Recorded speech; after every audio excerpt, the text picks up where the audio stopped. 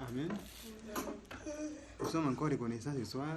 Dieu nous est rassemblés, vivants, en bonne santé. Nous sommes infiniment reconnaissants. Nous parlons de observant son étoile. Les mages, quand ils avaient vu que le Messie devait être né, quand ils avaient remarqué le signe dans le ciel, ils sont partis à Jérusalem pour voir le Messie qui était né. À l'époque de Daniel, ils étaient connus comme étant les Mèdes et les Perses. Il y avait un roi qui avait vu une vision.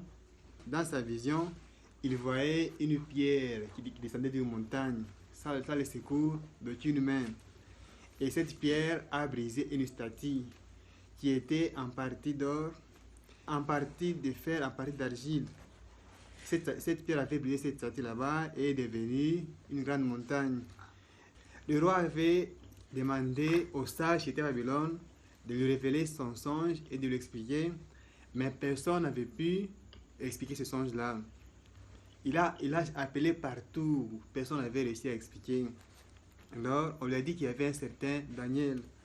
Quand Daniel est venu, il a dit que le Dieu vivant, le seul vrai Dieu, peut révéler son songe et lui expliquer. Et Daniel avait été le seul à expliquer son songe parce que Dieu lui avait donné l'interprétation. Depuis lors, il savait qu'un jour, un roi allait venir sur la terre. Et ce royaume allait anéantir tous les royaumes du monde et devenir un royaume qui allait remplir toute la terre. Ils étaient au courant de la prophétie. Et Balaam aussi avait déjà prophétisé. Il avait dit que Dieu allait lever une étoile à Jacob. Balaam avait prophétisé que Dieu allait lever une étoile à Jacob. Et toutes les soirs, toutes les nuits, il faisait une cérémonie. Quand le soir venait, il faisait une cérémonie. Il se réunissait souvent autour du feu. Il croyait en un seul Dieu et il se réunissait souvent autour du feu. Et ils priaient, ils invoquaient Dieu. Après la prière, ils se mettaient maintenant à parler des Écritures. Ils discutaient des Écritures. Ils pouvaient parler des grands événements qu'il y a dans le monde. Ils se mettaient maintenant à discuter. Comme nous aussi aujourd'hui, nous lisons la Bible. Ils se mettaient à observer les étoiles. Comme aujourd'hui, nous lisons la Bible, c'est comme ça qu'eux aussi observaient les étoiles. Ils étaient convaincus que Dieu, à chaque fois qu'il veut faire quelque chose de grand, il donne un signe dans le ciel. Ils observaient les planètes et tout, s'attendant à ce que Dieu puisse leur donner un signe. Et c'est pareil aussi pour nous ce soir. Si quelqu'un est venu ici, s'attendant à ce que Dieu puisse faire quelque chose pour lui, il le verra s'accomplir. Si quelqu'un est venu ce soir malade, s'attendant à ce que Dieu puisse le guérir, il se retirera d'ici en bonne santé. Si quelqu'un est venu ici pécheur, s'attendant à ce que Dieu puisse le sauver, il se retirera d'ici un homme saint, une femme sainte. Si quelqu'un est venu ici en présence de Dieu, sans l'Esprit de Dieu, il se retirera d'ici rempli de l'Esprit de Dieu, si s'attend à ce que Dieu puisse lui donner Saint-Esprit. On ne peut trouver auprès de Dieu que ce qu'on attend de lui. Mais si quelqu'un est venu ici, ne s'attendant à rien, il se retirera d'ici aussi les mains vides. Il se retirera aussi ici sans rien. Comme les mages s'attendaient à Dieu, Dieu leur a donné un signe. Dieu a fait paraître dans les cieux une étoile qui brillait. Un soir, pendant qu'ils étaient assis, ils ont remarqué dans les cieux qu'il y avait une étoile particulière qui brillait différemment de tous les autres. Ils se sont dit, mais n'est-ce pas ça l'étoile de Jacob que Balaam avait prophétisé? N'est-ce pas ça la prophétie? Balaam c'était un prophète qui était du côté des nations. Lui n'était pas en Israël. En Israël, on avait les Michel et autres. Balaam c'était un prophète qui était de Dieu aussi, mais qui était chez les nations, je pense, à Moab, si je ne me trompe pas. Balaam avait donné une prophétie que Dieu allait lever une étoile à Jacob. Ils se sont dit, mais n'est-ce pas, c'est ça la prophétie? Ils ont pris le rouleau de Daniel, qui vivait aussi à Babylone, toujours du côté des nations. Ils ont parcouru les Écritures, ils se sont rendus compte que c'est la prophétie de Dieu. Un jour, Dieu allait envoyer un roi, un chef, et ce royaume serait sans fin. Ce royaume allait remplir toute la terre. Ils étaient au courant de cette prophétie-là. Alors ils se sont dit, sûrement le roi est né. Sûrement le jour de la prophétie s'est accompli. l'étoile ici que nous voyons dans les cieux, sûrement c'est l'étoile du roi. Alors, ils ont entrepris un voyage. Ils ont choisi parmi eux les gens qui allaient les représenter. Ils ont choisi 3 personnes. Ils lui ont offert beaucoup de cadeaux. Ils ont dit, prends toutes ces richesses ici. Il leur avait offert des choses qui coûtaient cher. De l'or, de l'encens, de la myrrhe. Prenez ces choses ici, allez offrir à ce roi qui vient de naître. Il leur avait donné beaucoup de richesses. Aujourd'hui, nous allons lire dans Romains 1, verset 16. Il est dit, car je n'ai point honte de l'évangile, c'est une puissance de Dieu pour le salut de quiconque croit, du juif premièrement, puis du grec. Parce qu'en lui est révélée la justice de Dieu par la foi, et pour la foi, selon qu'il est écrit, le juste vivra par la foi. Je reprends. Car je n'ai point honte de l'évangile. Nous n'avons pas honte de l'évangile. Nous n'avons pas honte de confesser, de dire publiquement que nous sommes chrétiens. Nous croyons en Jésus-Christ. Nous n'avons pas honte de ça. Car je n'ai pas honte de l'évangile. On n'a pas honte de l'évangile. On n'a pas honte du fait qu'on est chrétien. On n'en a pas honte. On n'a pas honte du fait qu'on croit dans la parole de Dieu. On n'a pas honte de ça. Je n'ai pas honte de l'évangile. C'est une puissance de Dieu pour le salut de quiconque croit, du juif premièrement, puis du grec. Parce qu'en lui est révélée la justice de Dieu par la foi, et pour la foi, selon qu'il est écrit, le juste vivra par la foi. L'apôtre Paul dit qu'il n'a point honte de l'évangile. Il n'a point honte de l'évangile. Quand les 3 mages ont pris les trésors, ils ont commencé à suivre l'étoile. Ils marchaient après l'étoile, là où l'étoile les amenait. Ils marchaient après l'étoile.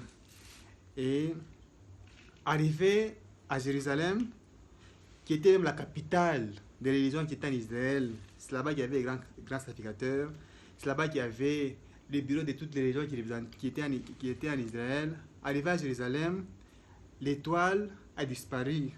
Là où même que l'étoile devait briller fort. Mais contrairement à ça, l'étoile a disparu. En cours de route, ils voyaient l'étoile qui s'avançait devant eux. Mais arrivé en Israël, l'étoile a disparu. Arrivé à Jérusalem, l'étoile a disparu. Parce que là-bas, à Jérusalem, les gens ne s'attendaient pas à Dieu. Les gens étaient tout simplement distraits. Là où même qu'il y avait les chefs religieux et autres, au lieu que l'étoile brille davantage, l'étoile a tout simplement disparu. Dieu l'a retiré. Pendant qu'ils étaient en cours de route, les 3 mages voyaient l'étoile. Mais arrivé à Jérusalem, l'étoile a disparu. Parce que là-bas à Jérusalem, les gens étaient tout simplement distraits. À Jérusalem, les gens ne s'attendaient pas au signe que Dieu avait donné. Et comme ils ne s'attendaient pas à ça, Dieu a tout simplement retiré les signes. Comme aujourd'hui aussi, les gens aiment le plaisir plus que Dieu. Les gens sont préoccupés dans toutes sortes d'histoires, mais sauf concernant les affaires de Dieu.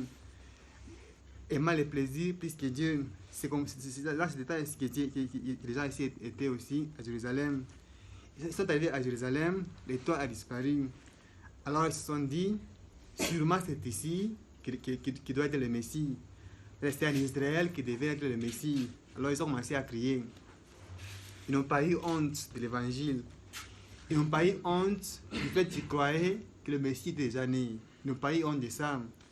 Ils ont commencé à crier dans toutes les rues à Jérusalem. Ils ont commencé à dire, où est le roi des Juifs qui vient de naître? Où est ce roi? Montrez-nous ce roi. Où est le roi des Juifs qui vient de naître? Quand les gens ont entendu ça, la Bible dit, tout Jérusalem était bouleversé, et même le roi. Ils se sont dit, mais qu'est-ce qu'il y a? Les gens ici parlaient de quoi? Parce qu'ils disaient, où est le roi des Juifs qui vient de naître? Ça faisait longtemps qu'ils avaient ouvert les Écritures. Ils passaient leur temps à parler de leurs croyances. Ils n'ouvraient même plus les Écritures. Chaque organisation passait du temps à parler de ses croyances, au point qu'ils n'étaient même pas au courant des choses que Dieu faisait en leur temps. Ils étaient tout le temps occupés à parler de leurs croyances, mais quant au programme de Dieu, ils n'étaient même pas au courant. Comme aujourd'hui encore, beaucoup de gens ne lisent même plus les Écritures. ne lisent même plus les messages, ne lisent même plus la Bible. Exactement comme aujourd'hui, les gens passent du temps à discuter des croyances, des grands débats et sujets qui dominent dans le monde du christianisme. Mais quant au programme de Dieu, les gens ne sont même pas au courant. Les gens ne sont même pas au courant de ce que Dieu fait en notre temps. Ils ne sont même pas au courant. C'était ça aussi le cas à Jérusalem. Les gens passaient du temps à parler de leurs croyances. Chez les pharisiens, il y avait ceci. Chez les sadducéens, il y avait cela. Chez les scribes, il y avait ceci. Tous les jours, ils ne faisaient que parler des mêmes choses, les mêmes croyances. Ils étaient occupés à ça. Mais tout d'un coup, ils ont appris que le Messie était déjà né. Alors, ils sont revenus maintenant aux Écritures. Ils ont commencé maintenant à chercher rouleau après rouleau. Ils ont commencé maintenant à balayer dans les écrits des prophètes. Et c'est là maintenant qu'ils sont tombés maintenant. Matthieu chapitre 2. Matthieu chapitre 2, 5 le dit. Et il dit à Bethléem, car voici ce qui a été écrit par le prophète. Et toi, Bethléem, terre de Juda, tu n'es certes pas la moindre entre les principales villes de Juda, car de toi sortira un chef qui pètera Israël, mon peuple. Ça faisait des années qu'il n'avait même plus lu les prophéties. Ça faisait des années. Mais comme ces trois mages n'avaient pas eu honte de l'évangile, n'avaient pas eu honte de témoigner que Christ était déjà né, ça provoquait à Jérusalem un réveil qui a balayé toute la ville, au point que même le roi a été bouleversé. Et ça les a ramenés aux Écritures. Le témoignage de ces trois mages, comme ils étaient courageux, ils passaient dans toutes les rues et ils criaient « Montrez-nous le roi des Juifs, il vient de naître ». Ça a amené toute la ville à retourner aux Écritures. Ils ont cherché dans les Écritures et pour finir, ils ont trouvé qu'il devait naître à Bethléem. Nous aussi, c'est la même chose. On n'a pas honte de l'Évangile. On n'a pas honte de déclarer qu'on est chrétien. On n'a pas honte. On n'a pas honte de déclarer qu'on croit au message de l'heure. On n'a pas honte. C'est une puissance que Dieu a envoyée. On n'a pas honte de ça. Et où sont ces gens qui, par leur témoignage, peuvent amener les gens de nouveau à retourner aux Écritures pour se rendre compte de ce que Dieu fait en ce temps ici, pour se rendre compte du programme de Dieu dans notre temps. L'œuvre de Dieu dans notre temps, l'œuvre du Saint-Esprit dans notre temps, le Saint-Esprit prépare l'Église pour l'adoption. Le Saint-Esprit prépare l'Église pour l'adopter. Et les gens passent du temps à parler de leurs croyances et ne savent même pas ce que Dieu fait en notre temps. Alors, où sont ces gens, comme ces trois mages ici, n'avaient point honte de l'Évangile, au point qu'ils ont amené les gens à retourner aux Écritures. Leur témoignage a amené les gens à abandonner leurs croyances, à abandonner leurs convictions et aller de nouveau dans les Écritures pour se rendre de nouveau compte de la naissance du Messie et du lieu où devait naître. Où sont ces gens courageux qui n'ont pas honte de faire la parole de Dieu quand même le regard des gens est fixé vers eux? Où sont ces gens-là? Afin que les gens reconnaissent de nouveau que Jésus-Christ est vivant. Jésus-Christ est au milieu et il vit parmi son peuple. Où sont ces gens-là? Où sont ces gens qui, par leur témoignage, tellement qu'ils n'ont pas honte de l'évangile, le monde peut de nouveau se rendre compte qu'il y a quelque chose qui se passe, ils ne sont pas au courant, et revenir de nouveau aux Écritures pour se rendre compte du programme de Dieu, à savoir, Dieu prépare l'Église pour l'adopter. Où sont ces gens-là? Où sont ces gens qui sont en mesure de faire la parole de Dieu, même quand le regard de tout le monde est fixé sur eux? Ils sont où ces gens-là? Où sont ces gens qui puissent défendre l'Évangile, même quand tout le monde est en train de fixer les regards sur eux? Partout nous serons là, à l'école, au boulot. Où sont ces gens-là qui puissent pratiquer la parole de Dieu, même en présence des regards des gens, pour qu'ils se rendent compte qu'il y a quelque chose que Dieu fait en notre temps, pour qu'ils se rendent compte qu'il y a quelque chose que Dieu fait, mais elles ne sont pas encore au courant. Ils s'étaient rendus compte qu'il y avait quelque chose que Dieu faisait, mais ils n'étaient pas au courant. Le Messie était déjà né, le Messie était déjà quelque part, mais eux n'étaient même pas au courant que le Messie était déjà là. Alors, le témoignage de ces gens ici, qui n'avaient pas honte de l'évangile, ils n'ont pas caché ce qu'ils croyaient être la vérité, et ils ont amené toute la vie à retourner aux Écritures. Ils sont de nouveau rentrés dans les Écritures, et ils ont sondé, et ils ont trouvé que réellement le Messie devait naître à Bethléem. Où sont ces gens-là? On va demander à Dieu de remplir Saint-Esprit. Saint-Esprit nous donne sa puissance.